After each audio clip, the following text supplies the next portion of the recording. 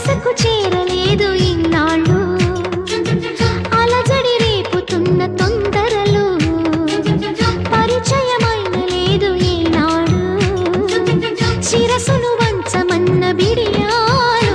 సరదాగా మొదలైన శృతి మించి ఆటలో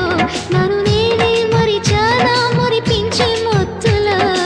ఏమైనా ఈ మాయ బాగుందిగా ఆకాశ మార్గాన సాగిందిగా